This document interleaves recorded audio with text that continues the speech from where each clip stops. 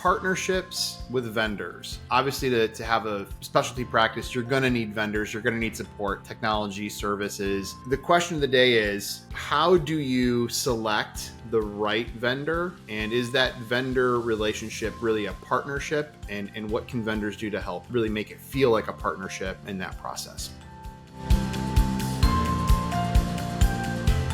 All right. Hey, everybody. This is Jason Brill, founder of Parable Associates. I am here with Aaron Daniels today. I'll open it up to you, Aaron. So you've had the experience of being on both sides of the aisle here, both at the practice side and practice operations, as well as on the vendor side. Let's start with the practice side. Were there services or relationships that you had that felt more like a partnership, that were like a growth mentality together? And what were some of the characteristics of that relationship you had with those vendors? Yeah, there were definitely a few. Now, I've done a lot of different EMR systems and, also back in the day when everything was on paper, and so then you had your paper vendors. But there are definitely some that stand out as far as vendors. And one of the biggest things I always noticed was um, sales is always trying to sell you, right? So kind of cutting through and finding that salesperson that is going to talk to you in a real and a truthful way and represents their product or their service really well. And sometimes it's hard to ascertain. But I always like to do like a multi-interview approach. I'd interview them. I'd have them talk with the doctor or the owner, whichever it was. And then, we'd do another meeting all together. So we'd kind of do almost an interview, if you will, of just multi-layer and talking with them and finding out, what all is included in it. Now, some of the ownership comes back on us as well as the ones that are searching it. We got to have the good questions. So we need to bring up all of those questions. What about this? What about that? What about my data? Yeah. How does it get merged? If I have this connection with this third party payer or this third party, how is that going to impact this?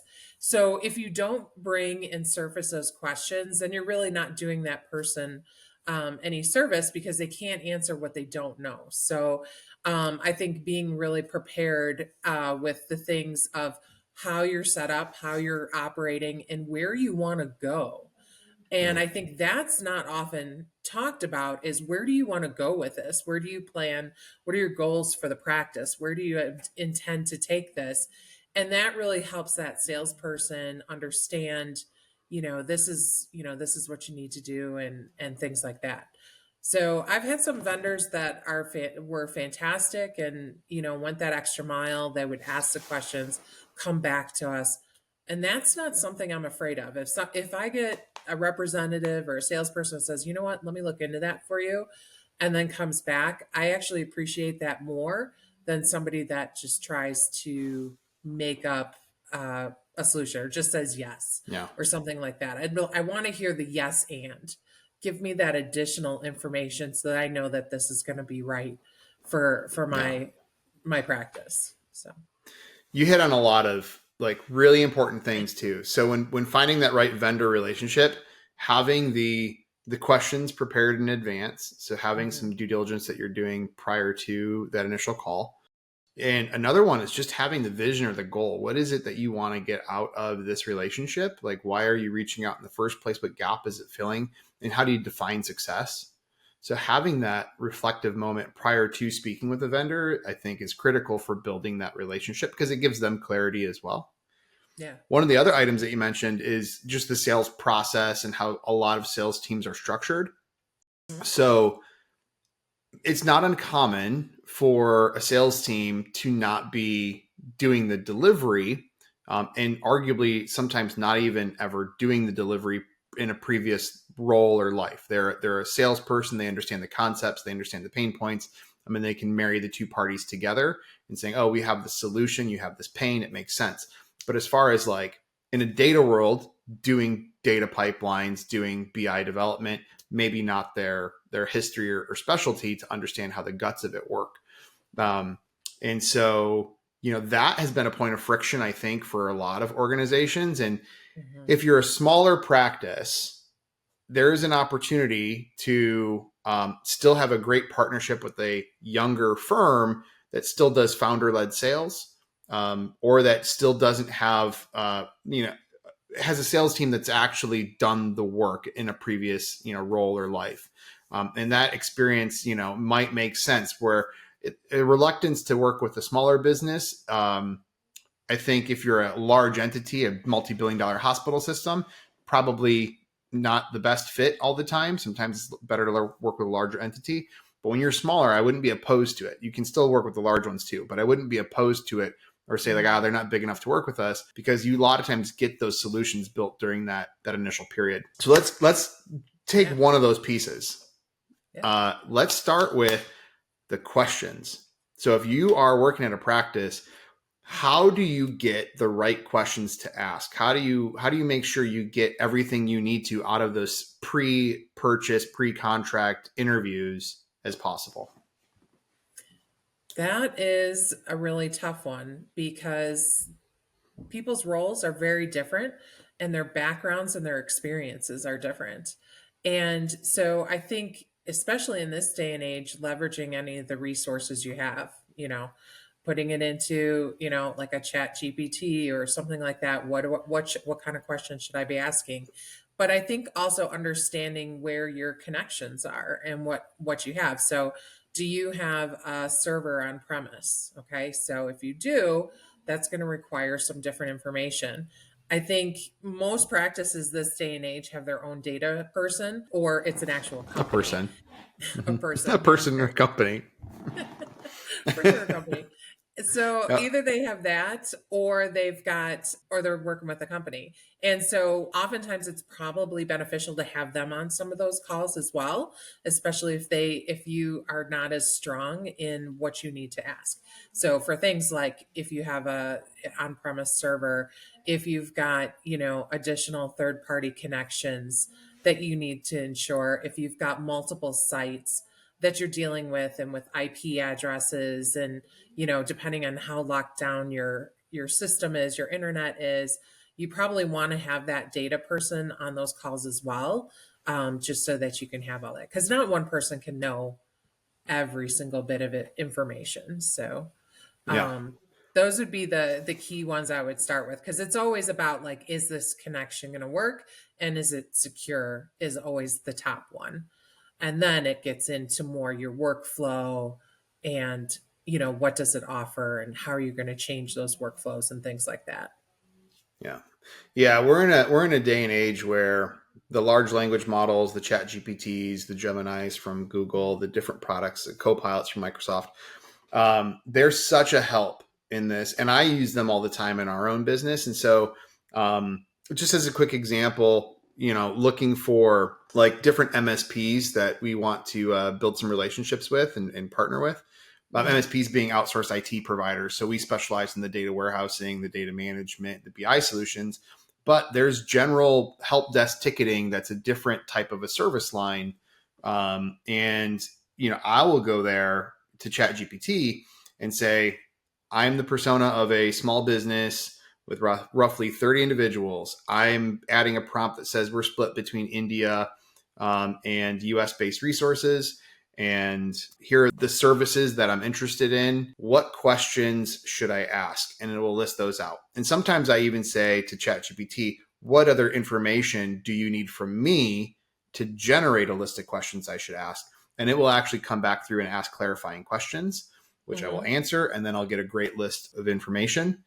So as a practice, what your specialty is, what your size is, how much do you want to grow or shrink?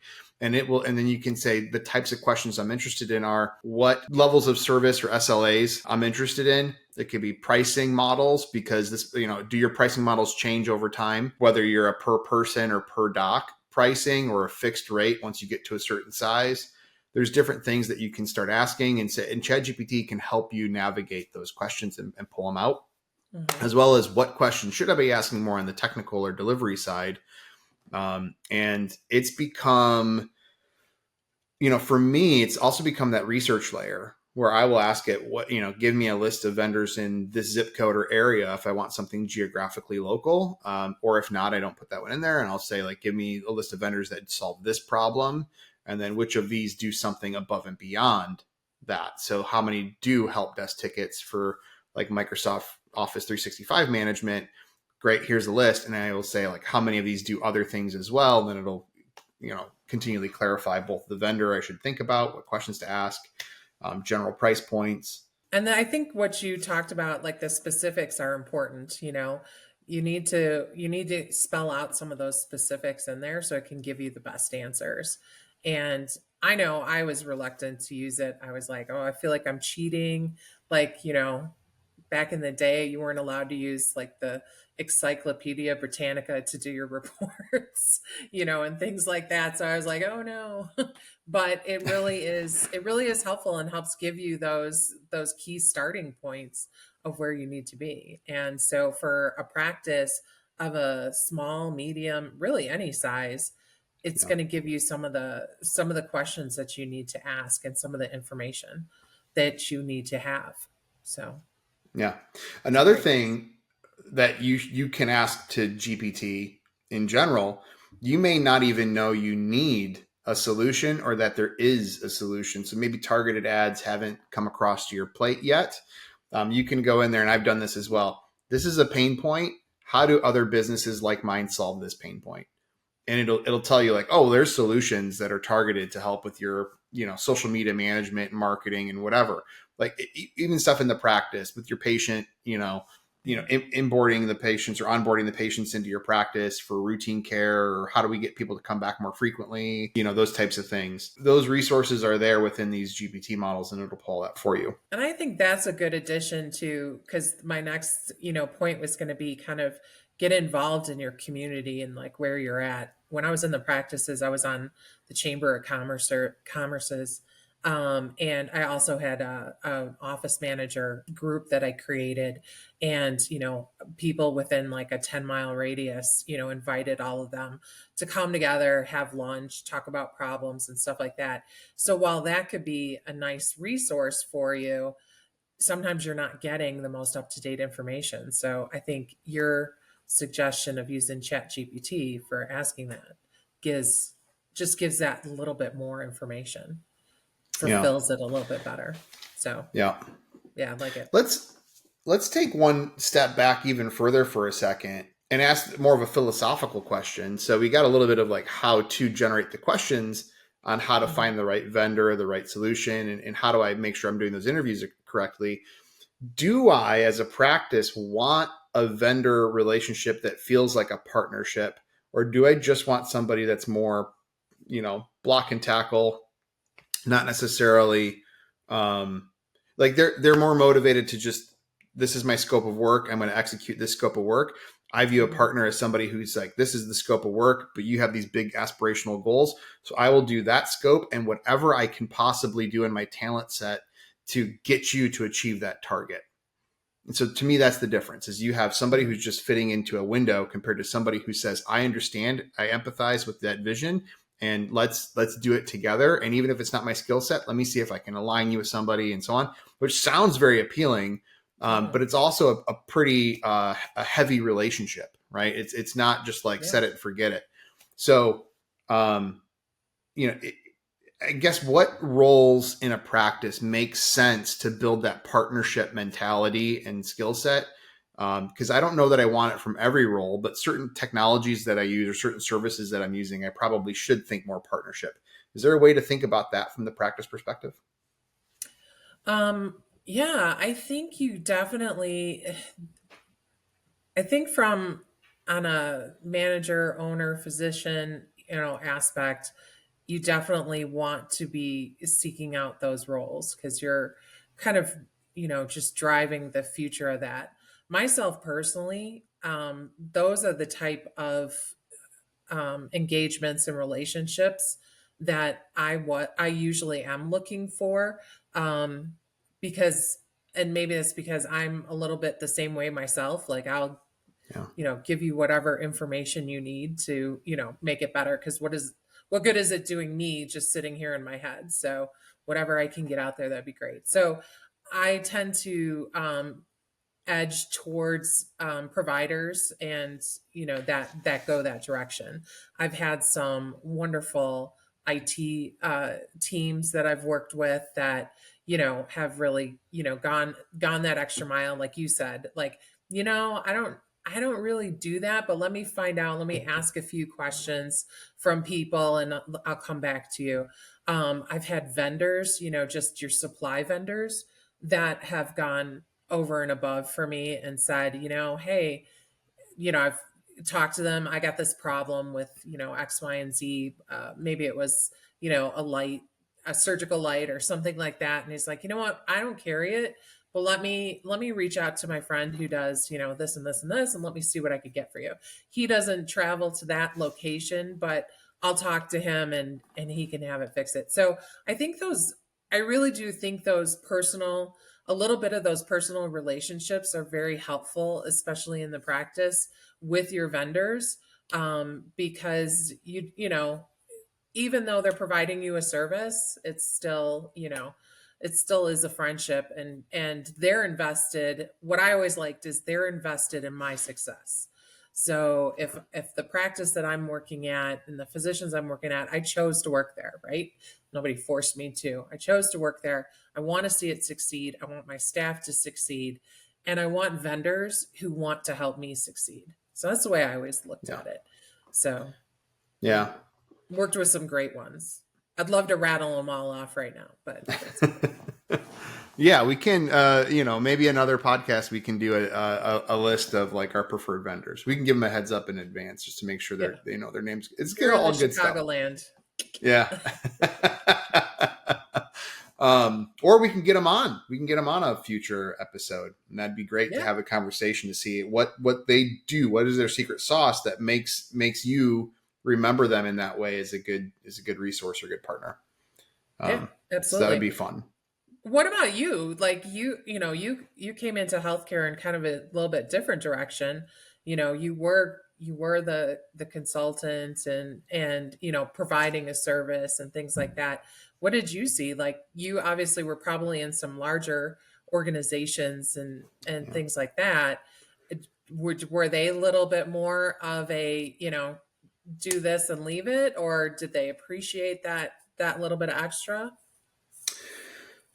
So I'll go back a little bit in history and say, number one, a lot of the things that we do at Parable and how I built my own business and my own practice is partially it's my personality in terms of having a very high touch partnership approach and mentality and culture that we bring.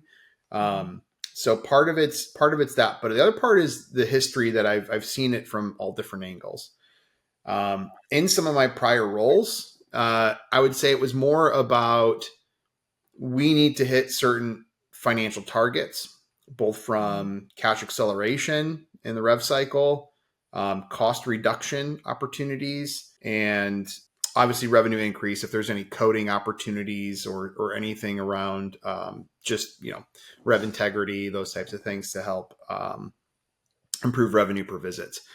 And a lot of those were in really large hospital systems and large enterprises. Mhm. And there were times that we cut vendors, renegotiated contracts, did staff augmentation. So, maybe it was all in house, and then we found alternative solutions with onshore, offshore options. And that felt very much like we had a target or a goal of hitting certain numbers or figures, but not necessarily transforming operations or the business. It felt very much like it was something that would look great on paper, but not necessarily, how I would want to view, not something I wanted to do my entire career. Mhm. So fast forward and taking those feelings and those emotions that I had during those previous experiences, I think more about partnership as being an opportunity for growth and not necessarily cost optimization, to the same extent. And obviously, reading between the lines, I specifically mean like firing people and doing the most you can with the least amount of FTEs. I think scaling with maintaining FTEs is absolutely a wonderful thing. So a little bit of a different mindset, and having different opportunities to repurpose people. So the way that I've thought about it at Parable and the way that we deploy it with our customers, one is most of the customers that we are brought in to work with are those that are trying to grow and Mhm. add more practices, add more physicians, oftentimes add new brick and mortar. In some instances, it's building a culture and a business that's very appealing for to acquire more practices. So if you're a 1, 2, 3 doc practice and you're a private practice and you've maintained it that way for a long period of time, and maybe you're nearing retirement, they want to be the organization that you want to get rolled up into, because it's going to bring a lot of assets into that relationship. In the case of our business, it's the analytics, the BI tools, the visibility into data, and being able to integrate multiple systems, which could look very appealing, because chances are you're a 1, 2, 3 doc practice, you're going to feel like you're flying blind almost every day of the month, except for, hey, here's my month end report from my accountant and my balance sheet and income statement. I have a little bit of clarity, but no drill through to insight. So it's a Sure. completely different dynamic. Great tools, right? So the way that I look at it is I have to understand, is that growth what they want to achieve? And then within that growth, do they want to, as a business, lean more into one of their own specialties? Maybe it's some sort of like in eye care. I know there's a lot of reports around optimizing schedules, because you have routine care with optometry, and then you have surgical procedures when you get like glaucoma or cataracts, or different things on that space, where there may Mhm. be some higher dollar procedures and some higher specialty solutions in ophthalmology side of the house. So what we do is we try to build towards that. If that's the goal, if that's the target, if that's where you're driving the business and how you're caring for your patients, and you want to be known as the best eye surgery center in your community, then we're going to help you build those solutions that direction. In order to do that, and this is something that I would say, if you're a practice, finding a partner vendor is instrumental, because they're going to change and tweak their own practice or how they're providing a service or solution to meet your goals, and you want to get more people on board. It'll feel very much like they're part of your actual team, Mhm. rebadged. And it's really hard to do that in a software as a service environment, a SaaS solution, because it's very cookie cutter, it's very out of the box. And Yep. even though you can submit tickets, it's typically a slow turn to get that into production or released. So when I built my practice, I didn't want to have that slowness built into the model. I would rather say, let's be a tech enabled service type of a Mhm. company. Let's implement the greatest technology that's out there in the data warehousing and business intelligence solutions. And then when a client says, hey, I submitted this ticket this morning, I want the team to already be on top of it. We're already looking at it. They're a top priority. And so I built a service model, because that's how I obtained that partnership approach. Um, and then for vendors that are, maybe listening to this, it's been incredibly rewarding to have that growth mindset with the customer base. But also, we have a 0% churn on those types of recurring services because of that partnership. It's not because, you know, um, if we were providing poor service, if there was no ROI, we would absolutely be removed from the equation, or they would bring it in house, our clients, that is. But the fact that they're not shows that we're being flexible and dynamic, and we're helping them achieve their next target and goal. Mhm. So it's very hard to manage as a business, but it's incredibly rewarding if you can build those relationships. And what I love too is that it's really building upon the system that's there. You know, when you were talking a little bit, you got that larger system, and you have to put in tickets, and it takes a while. And I think what people don't realize is they kind of forget how many people are on those systems. So it's not as customizable as a lot of them are. And there's a lot of good things about a lot of EMR systems. It's kind of have to, I can't say just like, oh, this is the best one ever. There's a lot of great things from a lot of the different ones. But it doesn't always give you the specifics of what you need to report on to better, advance your business. And I think that's kind of what you were touching on is, we get a ticket and in 2 weeks or so, we talk to the client, find out what they're looking for. We're taking that data from that system and we're spinning up a report that they're automatically within a week or so, they're evaluating it going and doing basically their own Q&A. Yeah, this is working. This is what I need. No, can you tweak this? Can you add this filter here? Can you put that filter there? And it's taking all the goods, all the good stuff, putting it together and then servicing it up in a manner that makes sense to the client. Yeah. And so almost everybody can have something that works for their organization, because I know that was one of my tough things, even just onboarding, new EMR systems and things like that, is people are like, yeah, but they always heard, yeah, but we do it this way. Yeah, but we do it that way. And a lot of times, so when you're dealing with the systems, you don't always get to say, yeah, but my practice does it this way. And this, with the reporting like that we do at Parable, they are able to say, hey, this is how I report on this. Yeah. And we're able to pull it. Yeah, I would say outside of the Chat GPT, what questions to ask and so on, one of the things that you can ask a potential prospect vendor partner is you can start asking the questions of like, how do you service your accounts? And you can say, what is normal for another one of your clients to do within this service? Mm-hmm. The more that they talk cookie cutter and they walk you through like, this is the exact process, probably the least amount of partnership SaaS. It's more of like, we're going to take you and we're going to fit you into this model that we have. And it's going to work because our model is just the best ever and it's great. And, but it doesn't listen to the nuances that are your practice. You need to find somebody who recognizes, acknowledges that, hey, you are different. And I respect the reasons why. And there could be so many different reasons between the skill set your existing staff has, the geographic area that you're a part of, and what that community looks like in terms of how they interact with you as a provider of healthcare in that community.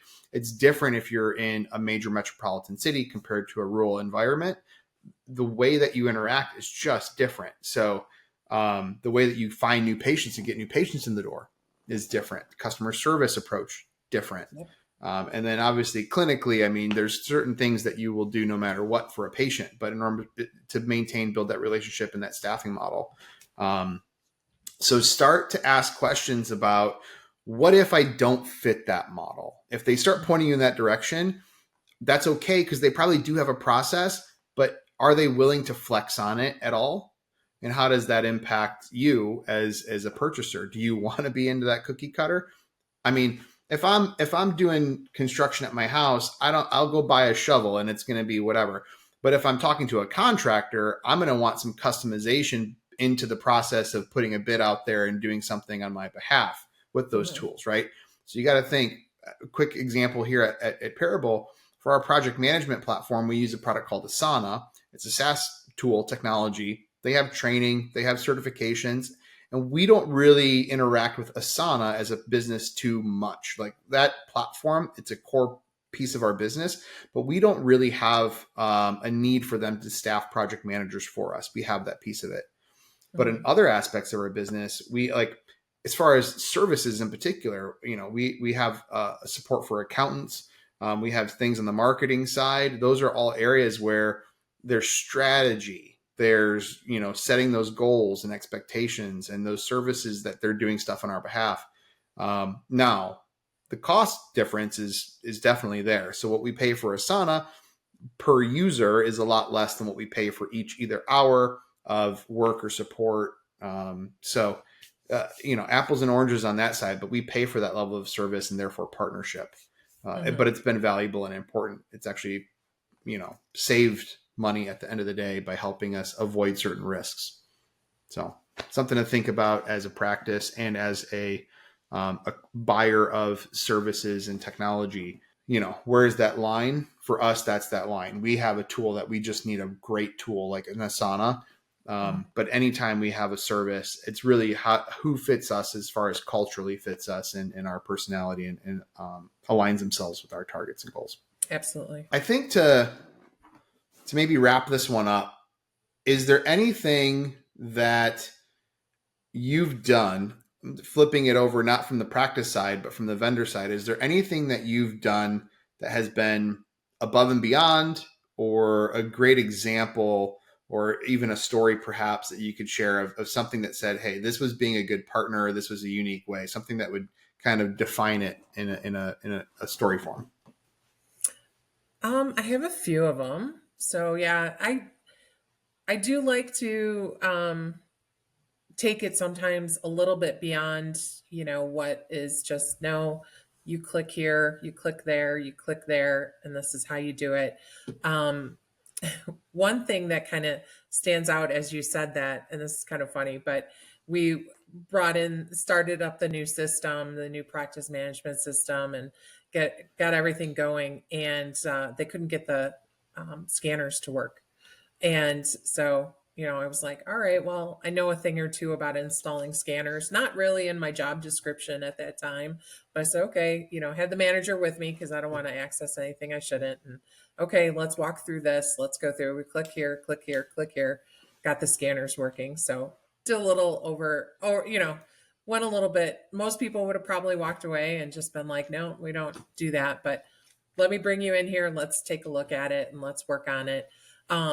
I've also sat down with, billing teams, and, you know, I've experienced, billing teams that came out, and I said, well, okay, help me understand why are you doing it like this? As we're looking at submitting claims, and they had a backlog, and they came out with post-it notes, and they said, well, these are the instructions that the former biller left. And I was like, okay, all right, that's interesting. It was just a little stack of billing notes. So we took a look at it, we evaluated it, and then we just kind of gave them some resources. Let's get your ICD 10 book, let's get the CPT book. They didn't know where that was. We found it.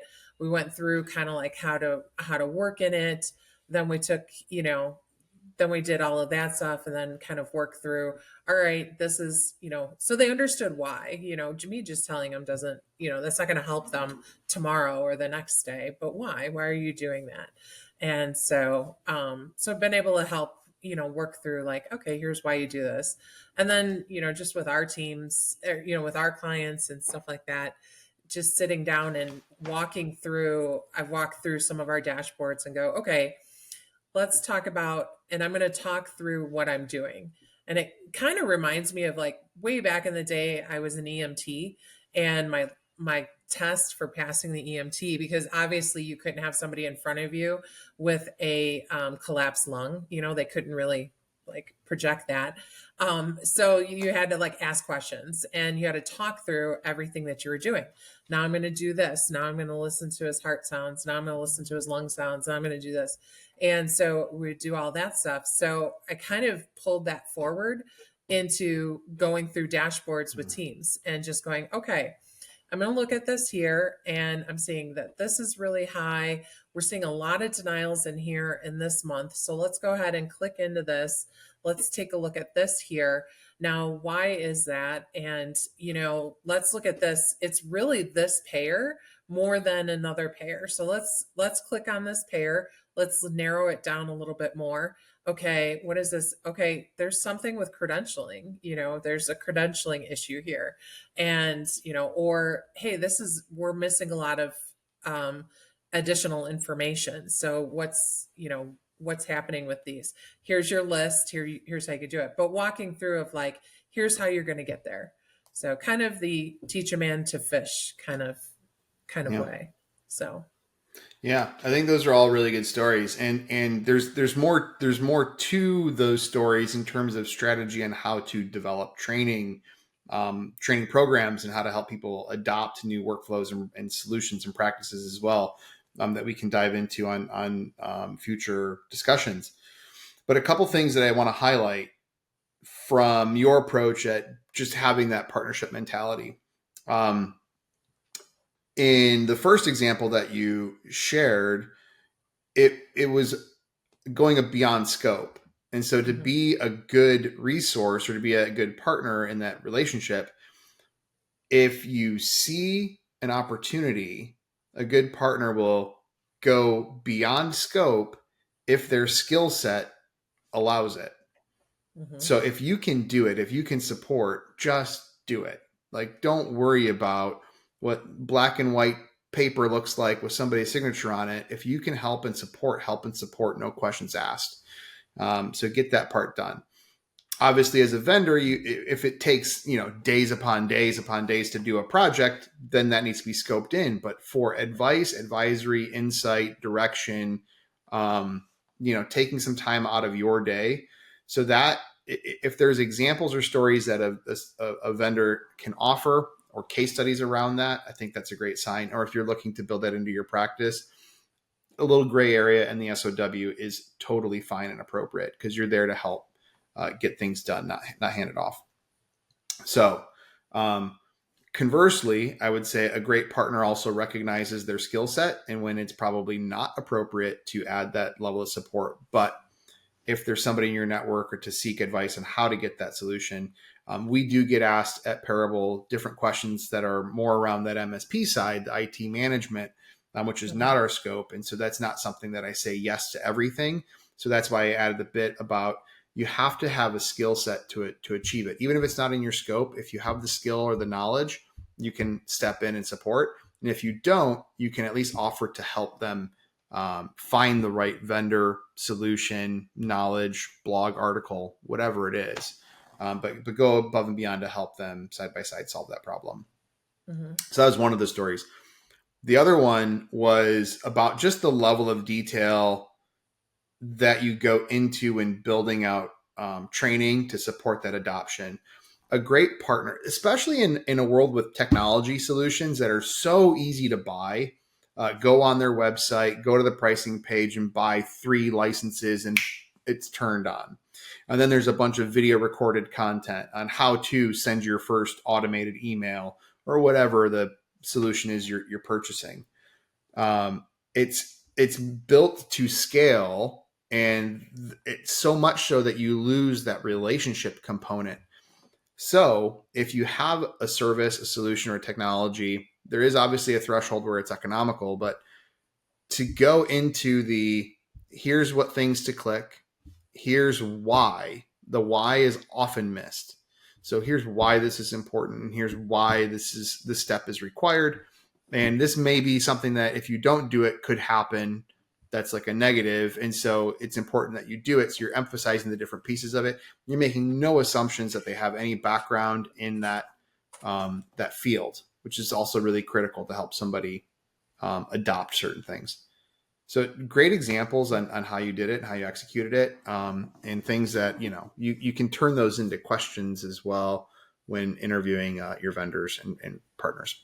All right. Well, I think this was really, really helpful conversation to talk through and give everybody a minute to think about how to bring those types of partners into their practices. It's obviously really important to have them because you can't grow alone. I think any business owner or leader or department head recognizes that build a team of good people around you. And oftentimes having a vendor solution makes a lot of sense because if you're a healthcare provider, the patient is the core focus and clinical care is the core focus. And so doesn't always make sense to be an accountant. It doesn't always make sense to be an IT company inside of your own 4 walls. And so those are oftentimes good opportunities to look for outside service partners to bring in that technology or help with certain skill sets and things that you can lean to others. So with that being said, we'll look forward to next time, more conversation on how to do training and how to build a training program and certain ways that you can think about building a training program that people actually adopt and execute on. All right. Thanks for your time. All right.